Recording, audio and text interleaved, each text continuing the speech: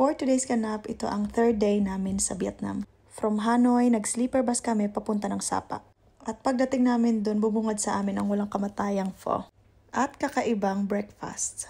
May kamote, mais. At syempre may surprise din para sa newlyweds. Madalas kaming mag-grab kasi affordable naman at saka convenient para sa amin. Then pumunta kami sa kanilang city area. At nag-decide na rin kaming pumunta sa Fancy Pan kahit na hindi maganda ang weather.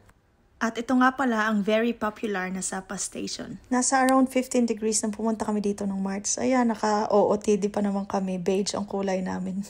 Pero kahit na foggy, we tried our luck. Salamat po. At kahit pa gaano kalamig, nag-ice cream pa rin kami. Para marating namin ang tuktok, sumakay kami ng cable car. Ayan, solo namin yung cable car kasi maaga kaming pumunta.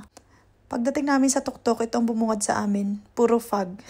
At meron din itong tinitindang kakaibang food, inihaw na itlog at saka parang hopya. Maraming pa dapat kaming pupuntahan pero dahil hindi maganda ang weather, nauwi kami sa masarap na kainan. At walang kamatayang kape.